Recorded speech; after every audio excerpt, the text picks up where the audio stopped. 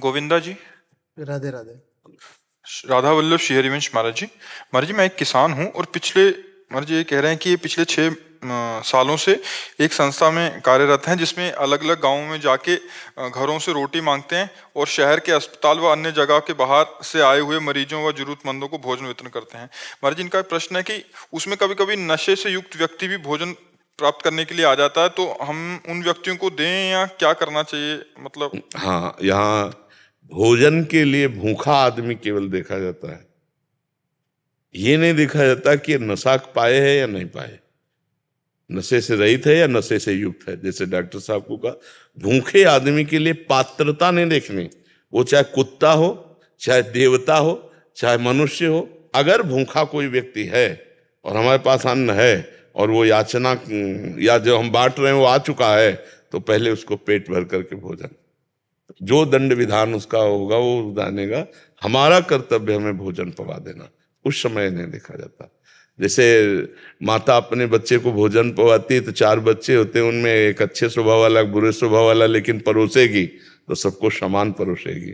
ऐसे ही अगर हमारी ये सेवा चल रही भोजन पवाना और उसमें कोई भिखारी आके बैठ जाता है या कोई नशेबाज आके बैठ जाता है या कोई जनरल भूखा है आदमी बैठ जाता है, तो हम उसको आदर पूर्वक पवाते हैं। हम ये नहीं देखते कि नशा पाए कि नहीं। हम जब किसी को सेवा में उतरते हैं तो फिर हमें ऐसे भाव रखना है। हमारे भगवान के विविध रूप हैं, विविध लीलाएं हैं, हम उन लीलाओं पर नहीं जाते, हम अपने कर्तव्य पर जाते हैं कि मेरा कर्तव्य क्या है, मेरा कर्तव्य क्या है। ठीक है ना, ये बात समझ। पर ये बहुत अच्छी बात है कि आप भिक्षावृत्ति करके और अन्य लोगों की सेवा करते हैं, बहुत है। इससे उनका भी कल्याण होगा और आपका भी मंगल है और बड़ा सहयोग मिल जाएगा। वही हम कह रहे थे कि गरीबी में जब बीमारी आती है तो बड़ी समस्या होती है। हमने एक देखा कि एक परिवार जो गरीब किसान और बीमार, तो 600 रुपया के लिए खेती रखी गई थी। 600 रुपया के लिए खेती। ये जो जमींदार लोग हैं ना, ये ऐसा इनके विधान होते हैं कि एक बार खेती रख जाए तो छुटाने के लिए मुश्किल है। समझो खेती उन्हीं की है। 600 रुपया में, और 600 रुपया क्या होता है, 600 रुपया में खेती। तो जरूर गरीबों का सहयोग करना चाहिए, यदि अपने पास व्यवस्था हो तो, नहीं तो 4 से व्यवस्था लेके सहयोग करे तो भगवान बहुत प्रसन्न हो। नीतू जी। श्री हरिवंश महाराज जी आपके चरणों में कोटि कोटि प्रणाम। महाराज जी मैं अज्ञानी होने के बाद भी आपसे प्रश्न कर रही हूँ, मेरी इस चेष्टा को क्षमा कीजिएगा। महाराज जी आपके श्रीमुख से सुना है कि इंसान का जन्म कर्मों को भोगने के लिए और भगवत प्राप्ति के लिए हुआ। ये सब सृष्टि उस सर्वशक्तिमान का खेल है। मन बार बार ये पूछता है कि ये खेल सर्वशक्तिमान खेल ही क्यों रहे हैं, क्यों हम वो आप ही है। जब आप ऐसे पूछेंगे ना तो हम ऐसे उत्तर देंगे कि वो आप ही है। आप इच्छा खेल की बंद करो, खेल खत्म। इच्छा आपकी, आपकी इच्छा, आप इच्छा का त्याग करो। अभी आप जीवन मुक्त हो। आपका स्वरूप क्या है? ना आप स्त्री हो ना पुरुष हो, आप भगवान के स्वरूप हो, आप पूर्ण परमात्मा का स्वरूप हो। जैसे कह दिया कि हम तो भगवान के अंश हैं, तो पूर्ण का अंश पूर्ण ही होता है ना। पूर्णात् पूर्ण मुदच्यते। अगर उसमें कुछ बचाया जाए पूर्ण में तो पूर्ण मेवावशिष्यते, पूर्ण का पूर्ण ही अवशेष होता है। पूर्ण परमात्मा अंश हो, इच्छा में बंधे हुए हो, भगवान और आप कहने को दो हो, नहीं वही केवल बैठा हुआ है। जैसे छोटा सा पंखा चल रहा है, इसमें भी वही बिजली है। जो इतनी बड़ी एसी को चला रहा है, इसमें भी बिजली है। देखो इतना प्रकाश दे रहा है, इसमें भी यही बिजली है, कोई और बिजली नहीं है। अर्थात सब में एक ही परमात्मा विराजमान है। हम बंध गए इच्छा में, शरीर को मैं मानकर, शरीर के भोगों की इच्छा, यही इच्छा हमारे जन्म मरण का हेतु हो गई। अगर अभी इच्छा का त्याग करे तो देखो गोस्वामी जी बड़ी प्रवीणता से लिख रहे हैं, सोई जाने जेहि देहु जनाई, जानत तुम्हीं हुए जाई। जिसे आप जना देते हैं वो जान जाता है, जो जान जाता है वो आप में हो जाता है, अर्थात भगवत स्वरूप हो जाता है। कोई बंधन नहीं, कोई खेल नहीं। आपका बंधन है, आपका खेल है। आप खेल रहित होइए, आप इच्छा रहित होइए। यही तो साधना की जा रही है। इच्छा रहित हो गए तो परमात्मा स्वरूप हो गए। आप परमात्मा स्वरूप हो गए, दूसरे आपको कहने लगे अरे ये तो साक्षात भगवान है। अगर स्त्री शरीर में पूछो तो आनंदमयी माता, ऐसी कई माताएं हुई जो दिव्य जीवन मुक्त महापुरुष हुई हैं। तो स्वरूप में कोई स्त्री पुरुष नहीं है, स्वरूप सबका एक है। अगर हम बंध गए, अगर हम फंस गए तो इच्छा पे फंस गए, इच्छाओं का त्याग करो, अभी जीवन मुक्त हो गए। भगवान ने कभी किसी को फंसाया नहीं, वो अपने आप से अपने आप में स्थित हैं। बोले मैं क्यों फंस गई? क्योंकि आप अपने को भूल गई हैं। आप अपने को स्त्री मान रहे हैं, आप अपने को शरीर मान रहे हैं, मन मान रहे हैं, इंद्रियां मान रहे हैं, प्राण मान रहे हैं। अगर इनसे आप अपनापन हटा पाओ और अपने स्वरूप में आओ तो देखो अभी वही हो। जब खोजने चला तो मिला नहीं, और जब वो मिला तो खोजने वाला नहीं रहा। क्यों? क्योंकि वही था। समझ रहे हो? जब खोजने चला तो मिला नहीं, वो तब तक खोजते रहे, और जब वो मिला तो खोजने वाला नहीं रहा। क्यों? क्योंकि जो खोजने वाला था ना वही था, वही था जिससे मिला, कोई और नहीं था। दो नहीं है। चूंकि अध्यात्म की पहली है विशेष, समझ पा रहे हो बच्चा? किसका प्रश्न था? हाँ, दूसरा ले, हम अपनी इच्छाओं का त्याग करें तो अभी हम जीवन मुक्त भगवत स्वरूप हैं। ये शरीरों को लेकर के हम जीव कहे जाते हैं। जीव जो है ये एक तरह से अपमान है कहना। परमात्मा स्वरूप को जीवात्मा कहा गया। देखो सबके आगे आत्मा लगता है, ध्यान रखना। बोले जीवात्मा, पापात्मा, पुण्यात्मा, महात्मा नहीं लगता है। तो आत्मा तो सब में है, बस आगे उसकी क्रियाओं के कारण उसको कह दिया गया। उसकी क्रियाएं महान तो महात्मा, उसकी क्रियाएं नीच तो बोले नीचात्मा, उसकी क्रियाएं पाप में तो बोले पापात्मा, पुण्य में तो बोले पुण्यात्मा। आत्म तत्व तो सब में है ना। आत्मा ही तो परमात्मा है, परमात्मा ही आत्मा है। ये बाहर वाले हटा दो तो आत्मा ही आत्मा बची, वही परमात्मा स्वरूप बचा। कोई भगवान ने बांधा नहीं, हम बंधे हैं, हम ही छोड़ेंगे। भगवान ने इसीलिए गीता में कहा अपने द्वारा अपने आप उद्धार कीजिए। क्यों? क्योंकि आप भ्रम में फंसे हो तो आपको भ्रम दूर करना है, उपदेश दे सकते हैं। आप अपने भ्रम को दूर को, जहां भ्रम दूर हुआ वही वो है ब्रह्मविद ब्रह्मयु भवति। जो ब्रह्म को जान गया वो ब्रह्म स्वरूप हो गया, ब्रह्ममय हो गया। क्योंकि ब्रह्ममय हो नहीं गया, वो ब्रह्म ही था, भूल से अपने को स्त्री पुरुष मान करके फंस रहा था। अब ये अध्यात्म की बात है, इसको ऐसे समझो।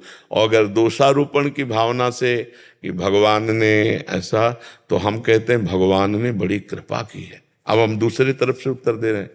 देखो हमको कितना सुंदर मनुष्य शरीर दिया।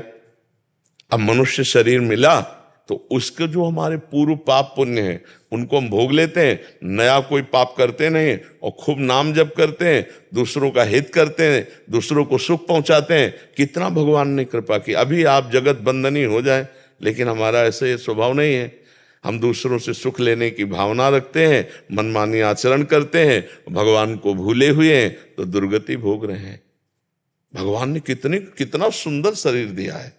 हम बोल सकते हैं, हम देख सकते हैं, हम सुन सकते हैं, तो हम भगवान नाम बोल सकते हैं, हम भगवान नाम सुन सकते हैं, भगवत कथा सुन सकते हैं, हम दूसरों का उपकार कर सकते हैं। कितना मंगलमय जीवन दिया है। अब उस जीवन की दिशा गलत कर दो तो गलत हो जाएगी, सही कर दो तो सही हो जाएगी। इसमें भगवान का दोष कहाँ है? हमें बताओ, भगवान ने कौन सी गलती की आपके साथ? क्या गलती की हमें बताओ? क्यों? भगवान ने कोई गलती की है क्या आपको बना के? आपको बना के भगवान ने गलती की है क्या? बहुत बढ़िया उपकार कर दिया। अब हम गलत करें तो फिर बात है। देखो हमारे प्रभु का पूर्ण है संसार, क्योंकि वो पूर्ण है ना। तो आप पूर्ण तभी माना जाता है जब सब कुछ हो, सब कुछ हो तभी पूर्ण माना जाता है। तो अगर यहाँ आम का पेड़ है तो बबूल का भी पेड़ है, यहाँ औषधियां हैं तो यहाँ जहर भी है, अच्छे भी लोग हैं तो बुरे स्वभाव भी है। ले अब आप पसंद क्या करते हो भगवान के बगीचे में? बस बात ये है, अगर बुरा पसंद करोगे तो बुरा होगा आपके साथ, आपको कष्ट मिलेगा, दुख मिलेगा, नरक मिलेगा। तब कहोगे भगवान ने मुझे फंसा दिया। नहीं, भगवान ने आपको तो मुक्त होने का अवसर दिया है, आप फंस रहे हो तो फिर बात अलग है। भगवान पर दोषारोपण हमें तो कहीं नहीं दिखाई देता कि भगवान का दोषारोपण करना ठीक है। अब हमारा मन विचलित हो रहा है गंदे आचरणों की तरफ, अरे हिम्मत है तो मन के वेग को सह जा, मत गलत चल, देख अभी महात्मा बन जाएगा। लेकिन अपनी कमजोरी हम अपनी बात तो करते रहे, ऊपर भगवान पर थोप दे। गोस्वामी जी लिख गए हैं, गोस्वामी काले कर्म ईश्वर मिथ्या दोष लगाए, काल पर कर्म पर ईश्वर पर लोग मिथ्या दोष लगा देते हैं सर। तो दोनों तरह से आपको समझाया जी। ब्रह्मचारी सुबोध चैतन्य जी, जगन्नाथपुरी, उड़ीसा से। राधे राधे महाराज जी, आपके चरणों में कोटि कोटि प्रणाम। जय जगन्नाथ। महाराज जी, हम अभी गुरुदेव की शरण में हैं। शिष्य के जीवन में अथवा हमारे जीवन में भी कभी कभी ऐसा होता है कि किसी कारणवश, चाहे वो प्रारब्ध, अज्ञानता, ना समझी या फिर अवहेलनावश, गुरु जी की आज्ञा के अनुसार कार्य नहीं होता। पता तो यही वो आध्यात्मिक साधना या सेवा संबंधित कार्य है, तब गुरु के मन में हमारे कारण जो विक्षेप होता है या कोई गोष्ठी के तहत वो अपराध सिद्ध हो जाता है, तो हम ऐसा क्या करें, कैसे करें जो हमारे गुरुदेव के मन में जो ऐसा विक्षेप पैदा हुआ है वो ना हो। उनसे क्षमा याचना कीजिए और पुनः दोबारा कभी गलती नहीं होगी ऐसा वादा कीजिए, प्रार्थना कीजिए। गुरु माता के समान होते हैं, गुरु ही हमारे पिता हैं, गुरु हमारे सुहृद हैं, गुरु हमारे सर्वस्व हैं, साक्षात परब्रह्म है। हमारी भावना ऐसी है, तो अगर हमसे त्रुटि हो गई, और होगी, पक्का होगी, जब हम पास हैं तो कोई न कोई त्रुटि हो ही जाती है। हर बार प्रयास करके फिर हम गुरु के अनुकूल बन गया तो हो गया। एक सबसे बड़ा संसार का मूल चक्र है अहंकार, इसका नाश केवल गुरु कृपा से होता है, दूसरा किसी साधन से नहीं होता। इसीलिए साधक भाग पड़ते हैं गुरु सेवा से, क्योंकि वहाँ अहंकार का नाश है, अहंकार की कोई दाल गलती नहीं गुरु चरणों में, तो फिर भाग जाते हैं कि अब भजन ही तो करना है, अब साधना कुछ भी कर लो, अहंकार थोड़ी नष्ट कर पाओगे, अहंकार तो और बढ़ेगा। अहंकार तो नष्ट होता है गुरु चरणों में, तो उन्हीं से प्रार्थना कीजिए। गुरु कृपालु हैं, छोटी मोटी गलतियों को ध्यान नहीं देते, वो रोष हमसे इसलिए प्रकट करते हैं कि हम शुद्ध संत बन जाएं, हम विशुद्ध भक्त बन जाएं, हमें विशुद्ध ज्ञान हो जाए, इसलिए उनके हृदय में ये रोष आवेश ये सब नहीं होते। गुरुजन तो बहुत वात्सल्य में होते हैं, पर जैसे माँ अत्यंत दुलार करने वाली अपने बालक को कभी कभी चपत लगाती दिखाई देती है, ऐसे ही गुरुदेव कभी शासन करते दिखाई देते हैं। तो बलिहारी है उन शिष्यों की जो गुरुदेव के शासन को स्वीकार करके सर झुकाए रहते हैं ऐसे। तो एक हमने कबीरपंथी संत भगवान को देखा, तो कई रंग के कपड़े जोड़ करके पहनते थे, तो उनको गांव में लोग बहुरंगी बाबा कहते थे। बहुत हष्ट पुष्ट स्वस्थ एकदम बाल ब्रह्मचारी थे। क्या अपराध बना ये पता नहीं, वयोवृद्ध गुरुदेव थे, तो ऐसे लाठी लंबी ऐसे उठाते, ऐसे बुलाते, आओ इधर साहब साहब, ऐसे जाते, धम्म से पूरा डंडा मारते पीठ में, फिर वो पीछे हटते, साहब साहब, फिर आओ, एकदम वयोवृद्ध, जय बार बुलाए तय बार साहब साहब करके ऐसे जाते, वो डंडा मारते ऐसे ऐसे ऐसे। गुरुदेव भगवान से एक दिन चर्चा ऐसे की उनकी, तो उनका आहा धन्य है वो शिष्य जो अपने गुरुदेव के शासन को स्वीकार कर लिया, उस पर माया कभी शासन कर ही नहीं सकती है। तो गुरुदेव से कभी छुपाओ, अलगाओ, ये सब नहीं रखना चाहिए। एक जगह ऐसी होनी चाहिए जहाँ खुला दिल होना चाहिए। हम नीच कर्म किए, पाप कर्म किए, जैसे भी हैं आपके हैं, आप दंड दो या आप अपने समीप रखो, हम आपके हैं, हमसे गलती हो गई, अब आप जैसा चाहते हैं, आपकी अवहेलना कर दी, आप हमें दंड दीजिए या आप हमको अपनी सेवा में रख लीजिए, जैसे भी हो। ऐसा विनय करनी चाहिए उनसे, ये नहीं कि कभी गुरु से मन मुटाव नहीं करना चाहिए। जिन्होंने मन मुटाव कर लिया, माया रौंद देगी, पक्का रौंद देगी, और रौंदे हुए है तभी ऐसा है।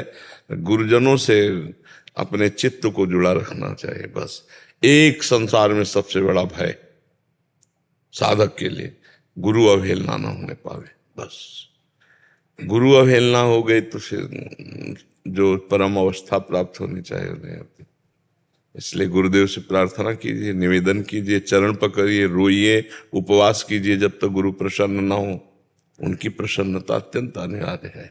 हाँ, गुरुदेव प्रसन्न, गुरु प्रसन्न, साहब अनुकूला, मिटे सकल कल्पित भय शूला। गुरु प्रसन्न हो गए तो इष्ट अनुकूल हो गया, बात बन गई। पर बड़े भाग्यशाली हैं जो गुरु प्रसन्नता के लिए जीवन यापन करते हैं। जीवन की साधना गुरु प्रसन्नता के लिए। मेरे गुरुदेव प्रसन्न है। अपने इष्ट को तो देखा नहीं, तो हमारे इष्ट ही गुरुदेव हैं, गुरुदेव ही इष्ट है। हमें उनकी आज्ञा पे चलना है, इसी से परमार्थ पर विजय प्राप्त हो जाएगी। विनय राय जी गोरखपुर से। राधे राधे महाराज जी। महाराज जी, गुरुमुख होने की प्रक्रिया क्या है? यदि व्यक्ति किसी के अपने मन ही मन वैसे अपना गुरु मान ले। हमने पहले, सबसे पहले गुरु मुख होने के लिए श्री भगवान को गुरु मानना चाहिए। सबसे पहले श्री भगवान को, भगवान के जो रूप आपको पसंद हो पहले उनको गुरु मानो। राम, शिव, कृष्ण, हरि, जो भी। कि हे भगवान, हम तो जानते नहीं कि गुरु कौन है हमारा, और गुरु बनने योग्य है कि नहीं है, ये सब हमें ज्ञान नहीं है।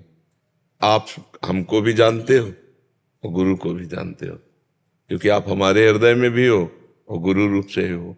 तो सबसे पहले आपको गुरु मानते हैं, क्योंकि आप अप्रकट हो, इसलिए मुझे प्रकट गुरु चाहिए। तो आप मिला दो मुझे, या मुझे पहुंचा दो, या उनको मेरे पास पहुंचा दो।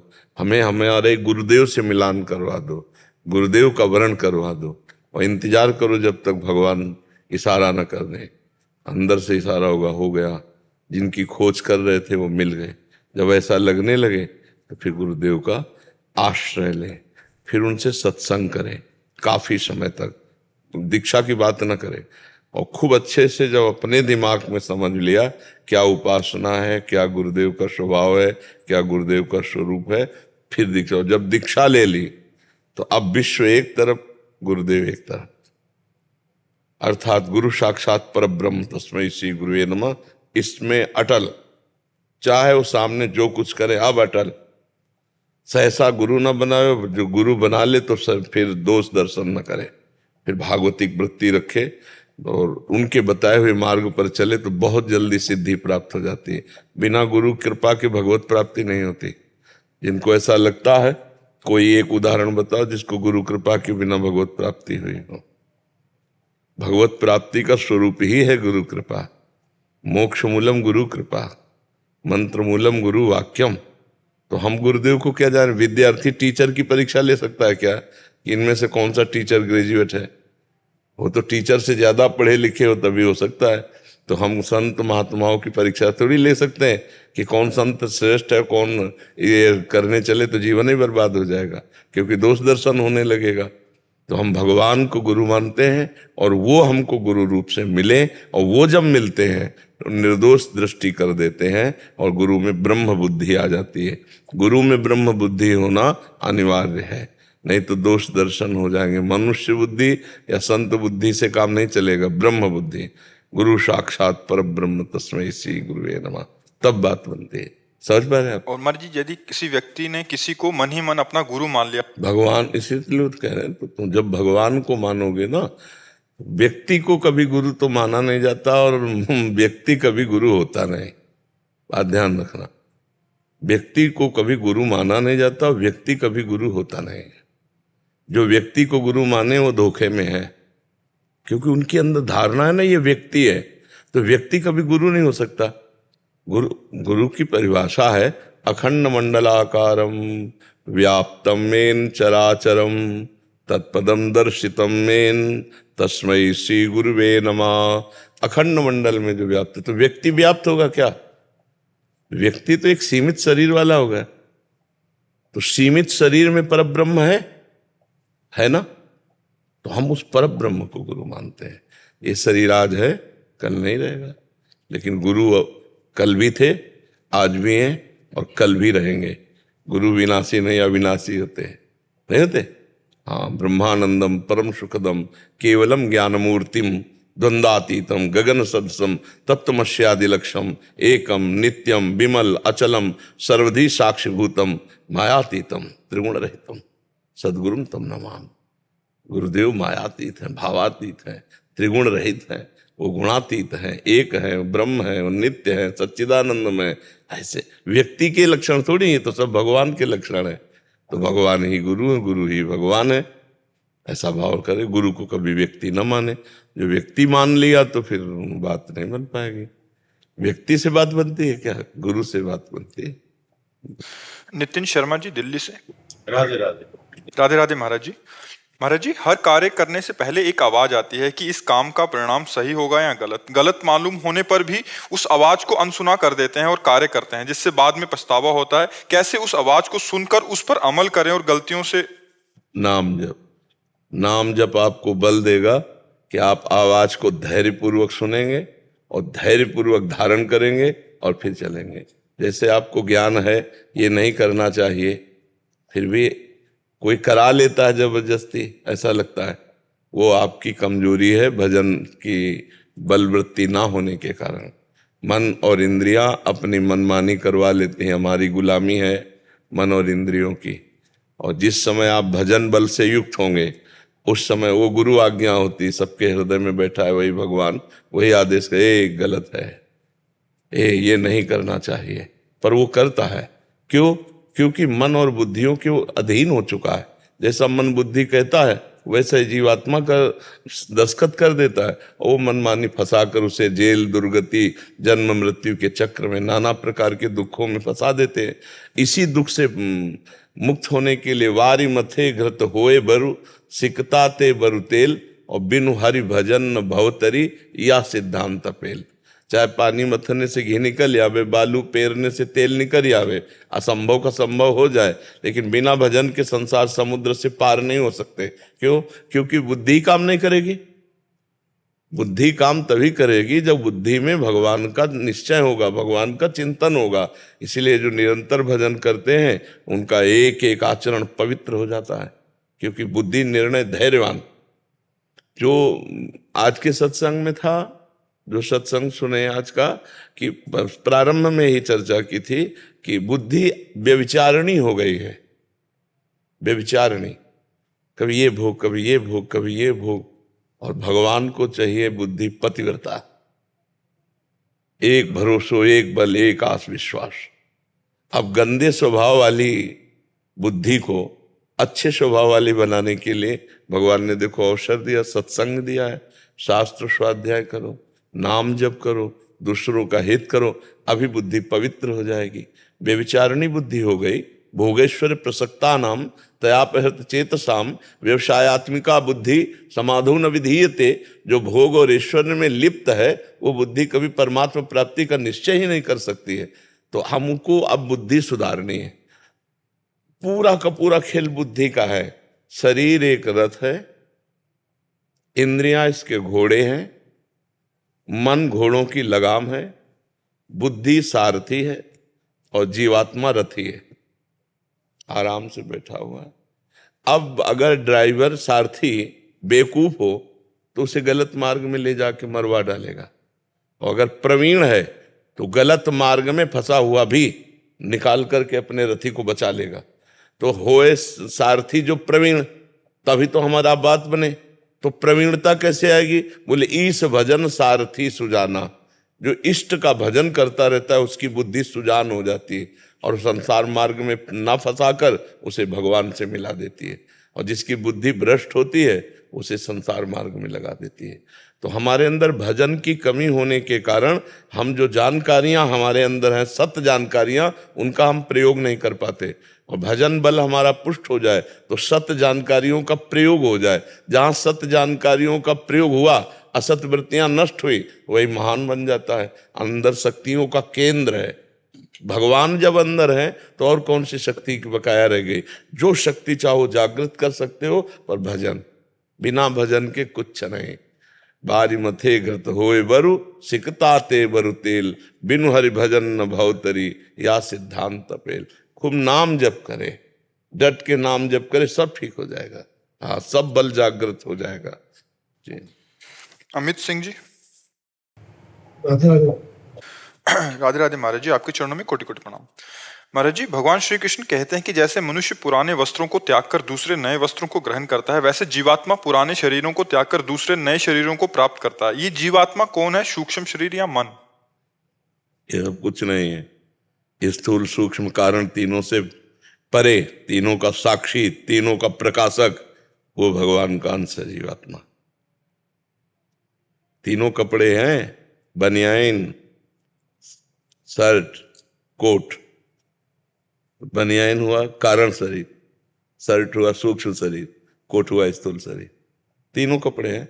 जैसे तीन कपड़े नहीं पहने जाते सर्दी के समय, एक बढ़िया बनियाइन पहनी गई, फिर शर्ट पहनी गई, फिर ऊपर से कोट पहन लिया गया, तो ऐसे जीवात्मा के तीन वर्दी है ये, कारण शरीर, सूक्ष्म शरीर और स्थूल शरीर। स्थूल शरीर जो जागृत अवस्था में देखा जाता है, सूक्ष्म शरीर जो स्वप्नावस्था में देखा जाता है, कारण शरीर स्वभाव जो सुषुप्ति में रहता है, और जो जागृत स्वप्न सुषुप्ति तीनों को जानता है, साक्षी है, जो स्थूल सूक्ष्म कारण तीनों को प्रकाश देता है, वो जीवात्मा है। वो तुम हो। जीवात्मा कोई और नहीं है, वो तुम हो। जब तुम्हारी बात आएगी तो तुम्हारा ये चेहरा आने लगेगा।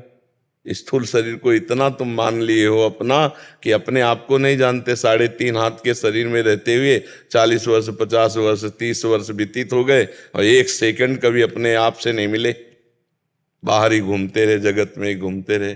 थोड़ा लौट कर अंदर आओ, अपने आप को जानो तो निहाल हो जाओगे, परमानंद की प्राप्ति हो जाएगी। भगवान का साक्षात स्वरूप हो तुम। अंश का मतलब क्या होता है? भगवत स्वरूप। पूर्ण परमात्मा का अंश परमात्मा स्वरूप ही होता है। पूर्णमदा पूर्णमिदम पूर्णात् पूर्णमुदच्यते पूर्णस्य पूर्णमादाय पूर्णमेवा वशिष्यते। जो पूर्ण का अंश भी होता है वो पूर्ण ही तो होता है, परमात्मा स्वरूप। चेतन अमल सहज सुख राशि, ईश्वर अंश जीव अविनाशी। कोई साधारण अंश है, परमात्मा का अंश है, पर साधारण में फंस गया, देह भोग में फंस गया, इसलिए साधारण से साधारण उसकी गति हो रही। नहीं तो अभी दिव्यता छा जाए, जिस समय परमात्मा चिंतन होने लगे, गंदी बातें सब खत्म हो जाएं, अभी आप महान हो जाओगे, अभी महात्मा हो जाओगे। पैंट शर्ट में आप देवता हो जाओगे। समझ रहे किसका प्रश्न था? हाँ, आप समझ रहे जी। ये मन बुद्धि नहीं है, मन बुद्धि का प्रकाशक है। सब कर परम प्रकाशक जोई। अभी अध्यात्म का ज्ञान नहीं, इसलिए ऐसा बोल रहे जी। महाराज जी, प्रिया प्रीतम का साक्षात करना, साक्षात। हाँ बिल्कुल, मनुष्य जीवन का लक्ष्य यही है। बस खूब हमारी बात को सुनो और जीवन में धारण करो। बच्चा, जो आपने कहा धारण करने की सामर्थ्य नाम जप से आएगी। बात सुनो, इसी बात, ये बातें जीवन की हैं, ये जीवन बोल रहा है। ये पढ़ाई लिखाई नहीं, ये जीवन है। बच्चापन से एकमात्र संग रहकर भगवान के चरणारविंद का सेवन, तो जो ये अनुभव की बातें निकले पकड़ लो, भगवान की प्राप्ति हो जाएगी। भगवान पर करना आपको पड़ेगा ना। रसोई बना के दे दिया, पाना आपको पड़ेगा, पचाना आपको पड़ेगा, तभी आपका स्वास्थ्य ठीक रहेगा। ऐसे सत्संग बनी बनाई रसोई है परमात्मा प्राप्ति की। बस वो बातें हम पकड़ लें, अपने जीवन में उतार लें और अनुभव कर लें, तो बस हो गया बात। महाराज, मुझ में कोई बल नहीं है, मैं निर्बल हूँ। हाँ, ये अंदर रखना चाहिए। लेकिन जब हम बोल लेते हैं तो राधा राधा बोलेंगे ना। जब हम चल लेते हैं तो गलत रास्ते नहीं जाएंगे ना, सही रास्ते जाएंगे ना। जब हमारे हाथ काम कर रहे हैं तो हम दूसरे का हित करेंगे, बुरा नहीं करेंगे ना। जब नेत्र देख रहे हैं तो हम गंदा नहीं देखेंगे, अच्छा देखेंगे ना। पास में महसूस होते हैं, सामने नहीं आते। कौन? माँ बाप मेरे। प्रिया प्रीतम, प्रिया प्रीतम को माँ बाप। साधन करो। जब साधन नहीं करोगे ना तो बकवास रहता है। साधक को ज्यादा प्रश्न करने की जरूरत नहीं होती। साधक को दिखावा या बनावटीपन की जरूरत नहीं है। किसी को महसूस हो रहे हैं प्रभु, और फिर प्रश्न रह जाएगा। जहां बात कर रहे हो यहां ठीक से बात करो। वो सबके पास है, सब समय है, सबके इतने पास हैं कि उतने नजदीक कोई और नहीं है, पर बिना भजन के नहीं। सबके हृदय अछत अविकारी, पर सकल जीव जग दीन दुखारी। तहां वेद यस कारण भाखा, भजन प्रभाव संत श्रुति विभाखा। तहां वेद यस कारण भाखा, वेद पुराण संत श्रुतियां सब कह रहे हैं भजन, बिना भजन आज सबसे ज्यादा कमी है भजन की। जहां भजन है वहीं जीवन प्रकाश है, और जहां भजन नहीं तो रुपया मिल सकता है, वाहवाही मिल सकती है, लाखों चेला बन सकते हैं, सब ये हो सकता है, लेकिन माया काल प्रपंच से मुक्त नहीं हो सकते। जड़ चेतन की ग्रंथि का भेदन करके भगवत साक्षात्कार सिर्फ भजन से होता है, बकवास से नहीं, बातचीत से नहीं। नयमात्मा प्रवचनेन लभ्या न मेधया न बहुना श्रुतेन। बहुत प्रवचन करने वाले को आत्म तत्व का बोध नहीं होता, बहुत बुद्धिमान को नहीं होता, बहुत सुनने वाले को नहीं होता, होता है जिसने वर्ण कर लिया। रात दिन भजन करो, अभी अनुभव में आ जाएंगे। महाराज जी कैसे भजन करूं वो आ जाए? राधा राधा राधा राधा राधा राधा राधा, हर श्वास में, ये तो हम बोल के कर रहे हैं, अंदर अंदर नाम श्वास दो बिलक चलत है, इनको भेद नमो को भावे। श्वास ही नाम, नाम ही श्वासा, नाम श्वास को भेद मिटावे। रोम रोम जब रग रग बोले, तब कछ स्वाद नाम को पावे। ऐसे कायर पुरुष की भांति थोड़ी रहता है भक्त। भगवान से न नर्क की, न स्वर्ग की, न अपवर्ग की, भगवान से चाह नहीं है। और देखते हैं तुम कैसे नहीं आते हो, देखते हैं तुम कैसे नहीं आते हो। बालक के रोने में दम होनी चाहिए, खिलौने में खेलने ना लगे तो माँ को बरबस आना पड़ेगा और गोद में उठाना पड़ेगा। समझ रहे हो ना? बालक अगर खिलौनों में खेलने लगा तो माँ फिर विलंब कर सकती है, नहीं उसके रोने में दम होनी चाहिए। आएगा कैसे नहीं? कबीरा हंसना छोड़ दे रोने से कर प्रीति, बिन रोए किन पाइया प्रेम प्यारा मीत। ठान ले वो बात ना हो, ऐसी कैसी बात करते हो, परमात्मा का अंश हो। इस जन्म नहीं किसी भी जन्म में ठान लिया है तो अब तुम्हें प्राप्त करके रहेंगे। तुम भी चाहो तो कि नहीं आएंगे तो हम तुम्हें छूट देते हैं, देखते हैं आते हो कि नहीं आते हो। अरे हम भगवान के बच्चे हैं, भगवान के अंश हैं, कायर पुरुषों की भांति नहीं। हम लड़खड़ाएंगे, डगमगाएंगे, लेकिन चलेंगे आपकी तरफ, आपके हैं। हे नाथ, अब आप तो लक्ष्य बन गया, आप बस खत्म खेल। ना काहू सो बोले वो, ना कोई व्यवहार, बस अपनी कुंवर किशोरी को जियत निहार निहार। राधा राधा राधा राधा, हर कदम आगे बढ़ाते चले जाओ वीर की तरह। एक कायर पुरुषों वाला मार्ग थोड़ी भक्ति मार्ग। थोड़ी सा अपमान हुआ, थोड़ी निंदा हुई, थोड़ी परेशानी हुई, भक्ति छूट गई, ऐसा नहीं। अपमान निंदा इनकी बौछार हो, वर्षा हो, हमारा कदम आगे बढ़ता चला जाएगा। ये केवल हम बातें नहीं बना रहे बातें नहीं, पूरी जिंदगी इसी कष्ट की राह पर। तो ऐसा नहीं, भगवान के मार्ग का पथिक संसार के सुखों के लिए भगवत मार्ग में नहीं आता, संसार के सुखों को रौंद करके वो सच्चिदानंद सुख को प्राप्त करता है। इसलिए वीर बहादुर बनो, कायर नहीं। नाम जप करो, पराई माता बहनों की तरफ गंदी दृष्टि से भी मत देखो, ऐसे गंदे लोगों का संग मत करो जो तुम्हारे दिमाग को गंदा कर दें। गंदा भोजन मत करो, अभी देखो आनंद आने लगेगा परमात्मा प्राप्ति। हर पल बस आप अपने शासन में रखें। हाँ, हमारी बात मान लो, बस यही शासन में हो बच्चा। हम कोई पुलिस तो है तुम्हारे पीछे पड़े रहेंगे हम तो हमारी बात तुम्हारे पीछे पड़ी रहेगी। अगर हमारी बात मान लो तो पीछे पड़ी रहेगी, बात से बात बन जाती है। अमित शर्मा जी बेंगलोर से। श्री श्री हरिवंश महाराज जी, गुरुदेव भगवान, ये महादेव दास, महादेव की कृपा से उनके 12 ज्योतिर्लिंग के दर्शन के लिए निकला था, लेकिन ललित त्रिभंगी ने द्वारिका जी में चित्त का हरण कर लिया। इतनी कृपा की कि घर जाते समय यूट्यूब के माध्यम से आपसे जुड़ा हुआ। प्रभु, आपकी वाणी की कृपा से हम दोनों प्रगट में पति पत्नी ने ब्रह्मचर्य धारण किया, प्याज लहसुन छोड़ दिया, सत्संग के प्रयास करते अभी नियमों का पालन कर रहे हैं।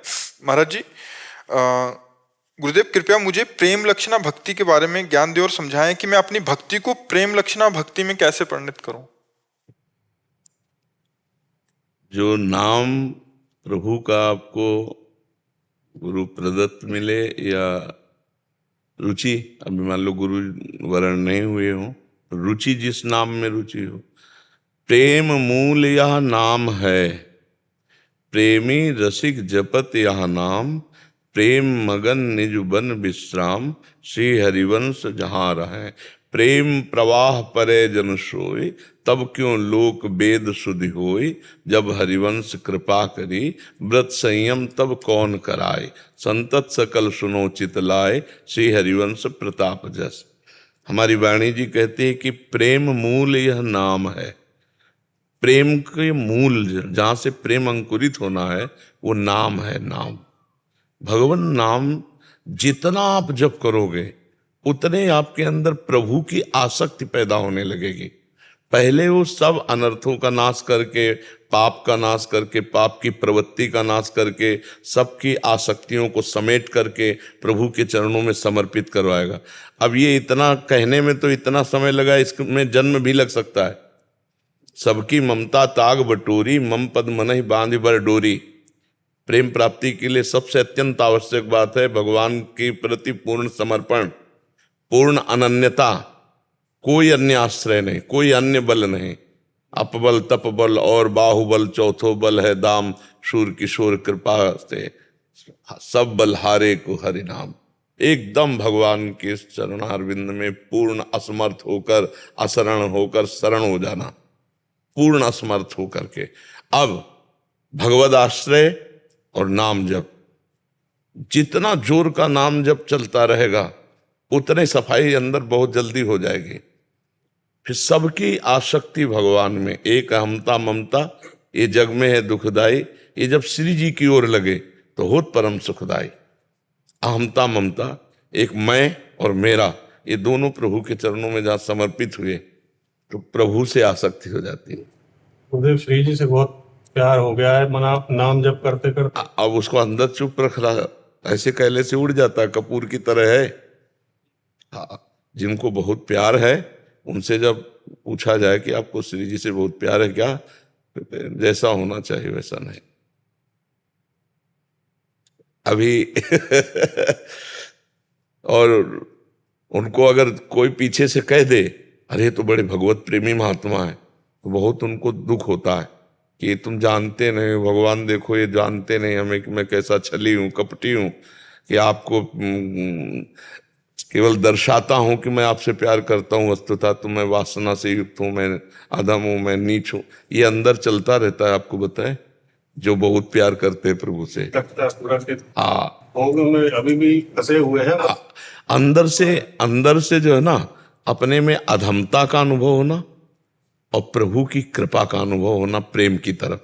जब हम देखते हैं कि ये तो मेरे बस के बाहर की बात है, तो केवल कृपा हो रही लाडली जी की, नहीं हम तो अधम जीव हैं, ये पद्धति होती है। गुण तुम्हार समुझे निज दोषा, जे सब भांति तुम्हार भरोसा। ठीक है ना। अब अन्य अभिलाषा शून्य स्थिति आनी चाहिए, तब प्रेम का जागरण होगा। कोई अन्य अभिलाषा ना रह जाए। इतना भजन हमारा बढ़ना चाहिए कि हमको न ज्ञान से भी मतलब रह जाए, न कर्म से मतलब रह जाए, हमको केवल प्रभु से मतलब रह जाए। एकमात्र श्री कृष्ण, एकमात्र प्रियालाल, हमारे प्राण प्यारे, उन्हीं का चिंतन, उन्हीं का दुलार, उन्हीं की लीला गायन, उन्हीं का लीला श्रवण, उन्हीं के लिए उनके अनुकूल कर्म करना। श्री कृष्ण अनुकूलेन प्रतिकूलस्य विसर्जनम, प्रतिकूलता का त्याग श्री कृष्ण के पूर्ण अनुकूल कार्य। अन्य अभिलाषिता शून्य, कोई अन्य अभिलाषा नहीं, तब प्रेम का अंकुरण हो। जहां प्रेम का अंकुरण हो तो खान पान नहीं भावे है, नहीं कोमल वसन सुहावे है, सब विषय लगे ते खारा है, हरियासिक का मग्न आ रहा है। ब्रह्मादिक के भोग शब्द विषम लागत ताहि, नारायण ब्रज चंद की लगन लगी है जाए। 5 बातें उसके जीवन से हट जाती हैं। नारायण हरि भजन में ये 5 न सुहाए, विषय भोग, निद्रा, हंसी, जगत प्रीति, बहु बात, ये अच्छा नहीं लगता।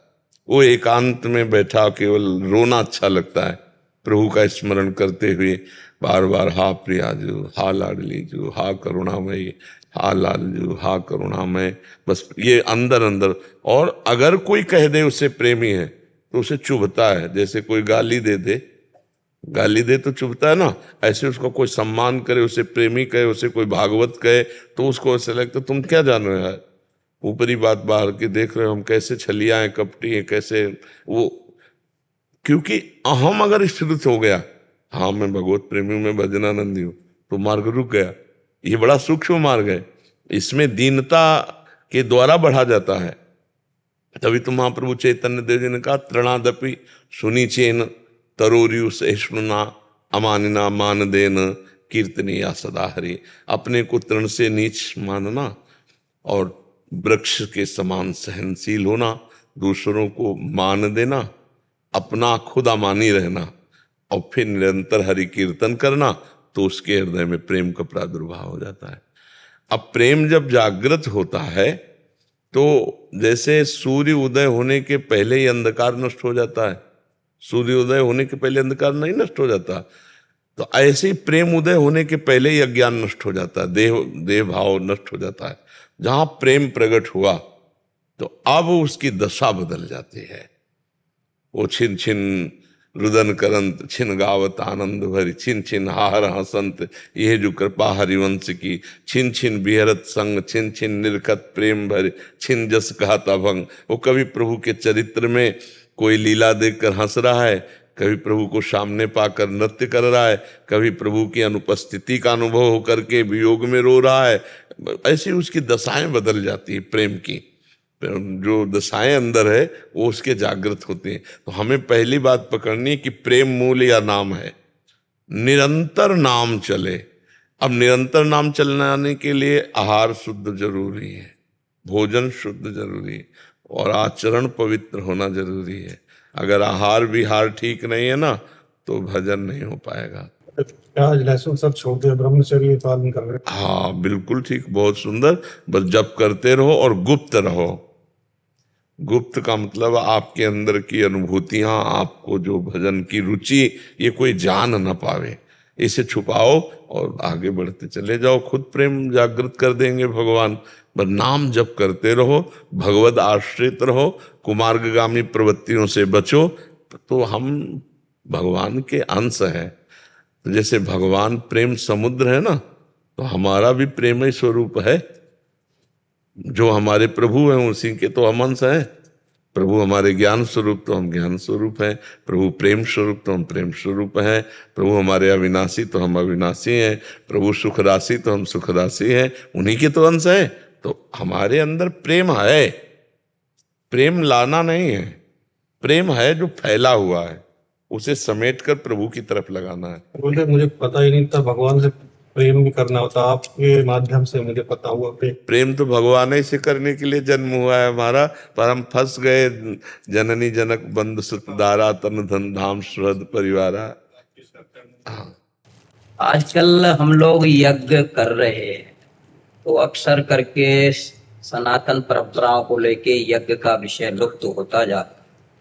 अभी हमने एक बड़ी यज्ञ की थी करैया गांव में, तो वहां जाति प्रथाओं का जो भेद पड़ा है, तो महाराज जी वो कैसे समावेश बिठाया जाए, या वेदों की ही परंपराओं पर जीवन निर्णय करना चाहिए? अब वेदों की परंपरा को धारण करने वाले अंगुलियों में मिलेंगे, क्योंकि वेद को धारण करने के लिए बुद्धि शुद्ध चाहिए, बुद्धि शुद्ध चाहने के लिए आहार शुद्धि चाहिए।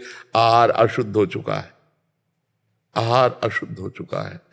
अब जैसे यज्ञ की तो आप संत महात्मा जन हैं, बड़ी बड़ी गौशालाएं होंगी, तो हम उस पर ज्यादा नहीं कह सकते। नहीं तो यज्ञ करने के लिए अब हमारे पास सामग्री नहीं रह गई, क्योंकि जौ धान्य आदि जो वस्तुएं हैं सब केमिकल और वो खाद ऐसे फेंके जाते हैं कि वो अपवित्र हो चुके हैं। और जो दुग्ध है, घृत है, ये सब सारे अपवित्र हो चुके। और अभी तो हम लोगों को पवित्र कर ही दिया गया महाराज। हाँ और वो हम लोग सबको खिला दिया गया। इससे कैसे क्या, जो ये तो ज्ञाता ज्ञात में हम लोगों से हुआ है। हाँ, अब मतलब इसमें महाराज जी वैसे हम मतलब भाव से कह रहे हैं, उपासना के मार्ग से। अगर हमें जहर भी मिला के दिया जाता तो हम खाते ना, प्रसाद भात क्योंकि प्रसाद शब्द, हमने प्रसाद पाया ना कि लड्डू पाए हैं, और ना हमने कोई अन्य पदार्थ पाया है, इसलिए ना हमें कोई भ्रष्ट कर सकता है और ना कभी भ्रष्ट कोई कर पाएगा। तो हम प्रसाद भोगता है, और प्रसाद में नहीं, प्रसादे सर्व दुखानाम हानिरस्यो, प्रसाद में इसका भी हिंदू धर्म में बहुत उपाय है। ये अगर प्रसाद शब्द है तो कोई उपाय करने की जरूरत नहीं, उपाय करना प्रसाद का अपमान है। और अगर प्रसाद शब्द नहीं है, लड्डू शब्द है, तो फिर आप लड्डू क्यों खाए? और अगर प्रसाद शब्द है तो हम फिर नहीं मानते, प्रसाद के आगे हम नहीं मानते। करोड़ों लोगों वेद के में मन उपाय में ये जी, है। देखो महाराज जी, वैसे तो पंचगव्य आदि, भगवत चरणामृत आदि बड़े भाव हैं, लेकिन प्रसाद शब्द में हम दूषण शब्द नहीं लगा सकते। हमारी श्रद्धा, ये हम पर्सनल श्रद्धा कह रहे हैं, अगर हमारे इष्ट का प्रसाद ऐसे करके दिया जा रहा है तो हम पा लिए, इसके बाद उसमें बताया गया कि अभक्ष पदार्थ था, तो हमने खाया ही नहीं अभक्ष पदार्थ, हमने तो अपने इष्ट का प्रसाद पाया। बस भाव का सारा खेल है। दुर्वासा जी से गोपियों ने कहा कि जब हम यमुना जी के इधर पार आना चाहती थी तो श्री कृष्ण से पूछा कि कैसे पल्ली पार जाए, तुम्हारे गुरु आए हैं दुर्वासा जी दर्शन करने, तो उन्होंने कहा मैं अगर अखंड बाल ब्रह्मचारी हूं तो यमुना जी मार्ग दे दे, ऐसा बोल देना। तो ऐसा बोल दिया था, मार्ग दे दिया था। अब वापस कैसे जाएं? तो बोले कह देना दुर्वासा जीवन में दूब के रस के सिवा अगर जवान में कुछ नहीं रखा तो यमुना मार्ग दे दे। तो गोपियां हंस पड़ी कि कुंतलों तो खा चुके अभी हमारे सामने, कोई पुआ, कोई खीर, कोई पूड़ी, कोई कचौड़ी, सब ले आई। गए भगवान के पास गए और बोले महाराज गुरु चेला दोनों धन्य, आप झूठे और आपके गुरु झूठे। बोले कैसे? बोले दुर्वासा जी को हमने खीर पवाई, किसी ने कहा हमने पकौड़ी पवाई, किसी ने कहा, और वो कहते हैं कसम खा के कह रहे हैं कि जाके यमुना से कह दो कि दुर्वासा अगर दूरवा रस के सिवा जवान में कभी कुछ रखा ना हो तो जवान में तो हम सब पवा के आ रहे।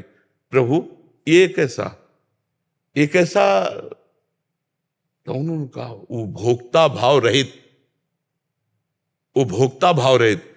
उन्होंने स्वयं तो नहीं पाया, अपने आप लोगों ने पवा दिया। वो इच्छा रहित महापुरुष है, इच्छा रहित है, वो इच्छा में केवल दुर्वा रस लेते हैं अपने सिद्धांत में। तो जो महापुरुष जन अपने स्वरूप में स्थित हैं, ये प्रपंच कभी बाधा पहुंचा ही नहीं सकता, और जो प्रपंच में स्थित है वो महापुरुषों को कभी जान ले सकता। बड़ी विचित्र लीला भगवान की है। नहीं स्वामी जी, आपका भाव पूरा भारत मानता है, पूरा देश मानता है, और आपने जो संदेश दिया है मैं मानता हूं कि पूरे भारतवर्ष के सनातनी उसे अमल में लाएंगे और मानेंगे। आप पूजनीय हैं, आपका भाव पूरे देश के लिए सम्मानित है। क्योंकि हमारे ठाकुर हैं, बात समझिए, ठाकुर जी को भोग लग चुका, अब हम केवल प्रसाद पा रहे हैं। भोग में क्या मिलाया गया ये ठाकुर जी जाने और पीछे जाने, हमें सिर्फ प्रसाद पाया। हम प्रसाद, हमको अगर ऐसे कहा जाए कि चर्बी मिला हुआ लड्डू खाओ नहीं तो गर्दन उड़ा देंगे, तो हम गर्दन उड़वा लेंगे, अपनी गर्दन कटवा लेंगे, लेकिन लड्डू नहीं खाएंगे। लेकिन प्रसाद, और बाद में कोई कान में आके कह दे इसमें विष मिला था, तो भी आनंद रहेगा कि यार मरेंगे तो भगवत प्रसाद पाके मरेंगे। तो मुझे आज क्षोभ नहीं होना चाहिए, आज आनंद होना चाहिए कि मैंने प्रसाद पाया, सिर्फ प्रसाद पाया है, मैंने लड्डू नहीं पाए। मेरे ठाकुर ने जो देखा, जो पाया, उसी का जूठन हमने पाया है। तो हमें भाव रखना है। अच्छा, ये भाव का खेल है। अगर भावोत्सवेन भजताम रस काम धेनु, अगर प्रसाद के बाद शुद्धिकरण, तो फिर प्रसाद महिमा नहीं रह गई, फिर प्रसाद महिमा नहीं रह गई, फिर वो अलग बात हो गई। प्रसाद शब्द में है, अगर हमारे इष्ट का प्रसाद है और उसमें कुछ भी गड़बड़ हुआ है तो इष्ट जाने और गड़बड़ करने वाले जाने। हम तो श्रद्धा से अपने इष्ट की जूठन पाई है, उच्छिष्टामृत पाया है, तो हमें लगता है कि उस विषय पर फिर शुद्धिकरण का विषय नहीं। हाँ, सावधानी रखें, बहुत जोर की सावधानी रखें, नहीं उनकी दुर्गति होगी जो वो वस्तु का मिला रहे हैं जानकारी में, वहां उनकी दुर्गति होगी। क्योंकि शास्त्रों हजारों लाखों करोड़ों लोगों की आस्था का विषय होते हैं ये, और ऐसी जगह में इस तरह का संतों को अयोध्या में जो हम लोगों को बांटा गया, संतों में था कि हम लहसुन प्याज भी नहीं, अरे हमें धर्म भ्रष्ट कर दिया गया। लेकिन त्वदीयम वस्तु गोविंदम तुभ्यमेव। महाराज, इसमें धर्म भ्रष्ट होने के बिल्कुल चांस नहीं है, बिल्कुल नहीं है। ये हमारे इष्ट का महामहिम भाव है, तो भाव का ही सारा खेल होता है। हाँ हाँ, अगर प्रसाद के बाद शुद्धिकरण की बात आएगी तो प्रसाद महिमा लघु हो जाएगी। देशवीर जी मेरठ से। राधे राधे महाराज जी।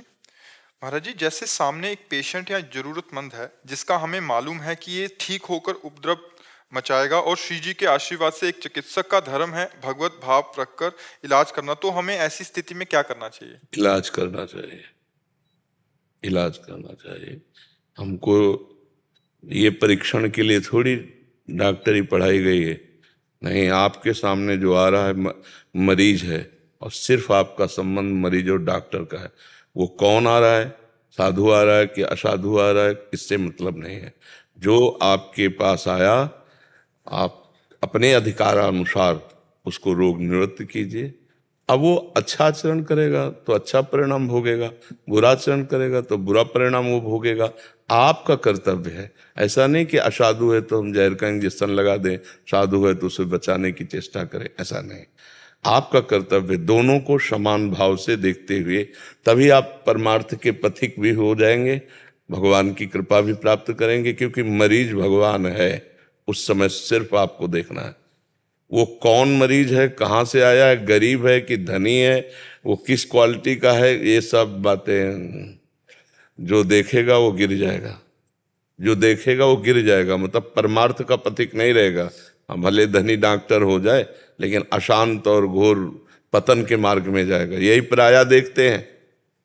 गरीब है तो उदासीन हो गए, धनी है तो पीछे लग गए। पैसा जहाँ दिमाग में आया, जहाँ ये सब बातें दिमाग में, वो फिर सही डॉक्टर का सिर्फ कर्तव्य है, मरीज सामने आया है, ये मेरा भगवान है और मेरा जितना ज्ञान है उसके अनुसार उसको स्वस्थ करना है।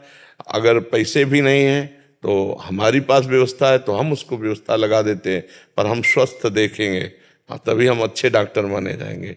यहाँ कोई प्यार करे न करे, भगवान प्यार करते हैं ऐसे जनों से, और जिस पर भगवान की कृपा होती है फिर उस पर दुर्लभ क्या रह जाता है, सब कुछ सुलभ हो जाता है। पर ऐसे डॉक्टर बहुत कम है।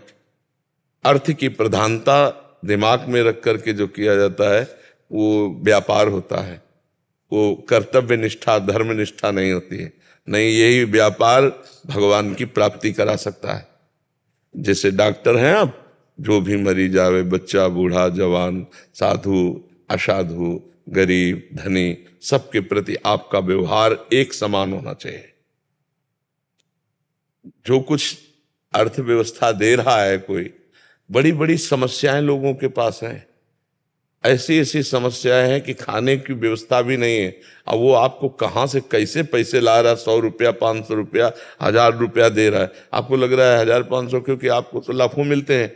लेकिन उस व्यक्ति का जो मेहनत करके पेट पालन करता है, अब उसको हजारों रुपया इकट्ठा करके देने में बहुत बड़ी मेहनत की बात है। 1000 की संख्या जहाँ खूब ऐश्वर्य है वो बात अलग है। अब ऐसे व्यक्ति वो नेत्रों से दिखाई देता है। आदमी चाहे जितना छुपाना चाहे, उसकी चाल ढाल, बैठना उठना, बातचीत बता देती है कि किस क्वालिटी का है। थोड़ी देर के लिए नए कपड़े पहने हैं या वास्तविक वो धनी है, ऐसा पता चलता है। तो जब कोई गरीब आवे तो उसको यदि धनी पुरुष से ज्यादा प्यार करोगे तो भगवान की विशेष कृपा आप पर होगी, विशेष कृपा। धन तो देने वाले हरि हैं, वो जब देते हैं ना तो सबसे बड़ा धन संतोष धन दे देते हैं। और संतोष धन आ गया ना तो सब धन दूर समान। वही महात्मा है जो संतोषी, जथा लाभ संतोष सदा, काहू सो कछु न चाहोगे। भगवान व्यवस्था बनाते हो, सब व्यवस्था बना देते हैं। जब चूसना प्रारंभ होता, शोषण प्रवृत्ति, ये डॉक्टरी में बहुत खतरनाक है। और सिस्टम लगाए हैं, पैसा चल रहा है, और गरीब आदमी बेचारा खेती बेचेगा, क्या करेगा, कैसे जिएगा। वो तो जो गरीबों से परिचित हैं वो जानते हैं कि गरीबी क्या होती है। जो कभी गरीबी देखा ही नहीं तो क्या जाने गरीबी क्या होती है। इसलिए डॉक्टर हो, भगवान की कृपा है, जो बुद्धि दी गई है उसके द्वारा मरीजों की सेवा करो। उसमें ये नहीं देखना साधु असाधु, गरीब या धनी, ऐसा कुछ नहीं देख। आपके सामने आया हुआ मरीज सिर्फ मरीज है और उसकी में जैसे कोई हमारे बाहर नंदी आ गया, तो पूरा कटा हुआ है, उसको खूनी खून है, होम्योपैथी के माध्यम से उनका इलाज करके वो चले भी जाते हैं, फिर मिलने भी आते हैं। उसमें मतलब इंसान सोचते हैं कि यार ये इंसानों का डॉक्टर है या जानवरों का, लेकिन सभी को एक समान। हाँ, जितनी बुद्धि दे भगवान उसके अनुसार सबको सुख पहुंचाए, यही तो डॉक्टरी की बात है। ठीक है, बस यही था कि अगर किसी का ऐसा आदमी है जो हमें पता कि उठ के सबसे पहले हमें ही मारेगा, इसका ट्रीटमेंट कर, वही मेरा सवाल था। उपद्रव मचाने वाला तो आपने बोल दिया तो कुछ ठीक है, सब करा। तुम्हारे ऊपर हाथ तब उठा सकता है जब तुम्हारा कर्म प्रारब्ध पूर्व आग जाएगा। तो वो चाहे मरीज हो या ना हो, वो 5:05 में थप्पड़ लगना है ना, तो कहीं भी होगा वो कर्म, किसी भी जिस आदमी से लगवाना होगा वो आदमी अब झोंका चला आएगा और 1 सेकंड लेट नहीं होगा, पहले थप्पड़ मारेगा आपके। और अगर नहीं मारना है तो आप निश्चिंत हो जाओ, विधान में निश्चिंत हो जाओ। जो विधना ने लिख दिया छठी राव के अंक, राय घटे ने तिल बढ़े रहुरे जीव निशंक। एक अपराधी अपराध प्रवृत्ति का है और आप जानते हो, और जब आप उसे निरोग करोगे तो उसके भी हृदय में भगवान बैठे हुए हैं। हो सकता है तुम्हारी इस चेष्टा से उसकी अपराध प्रवृत्ति का ही नाश हो जाए। यार मैं इतना नीच और ये जानते हुए भी हमें ऐसा कर रहे हैं, अब मेरा सुधार होना चाहिए। हो सकता है तुम्हारी परमार्थ की एक चेष्टा उसके जीवन को बदल दे। तो पॉजिटिव सोचो, निगेटिव क्यों सोचो। हो सकता है वो इसके बाद जीवन बहुत अच्छा व्यतीत करे। अच्छा, अगर बुरा करेगा तो शासन विभाग है, भगवान है, अपने आप उसको दंड मिलेगा। हमारा कर्तव्य था, हमने अपने कर्तव्य का पालन कर दिया। क्या ऐसा कहीं है कि अगर वो अपराध प्रवृत्ति वाला है और आपके पास बीमार होके आया है तो आपको डॉक्टरी नहीं करनी चाहिए? ऐसा है क्या विधान कहे?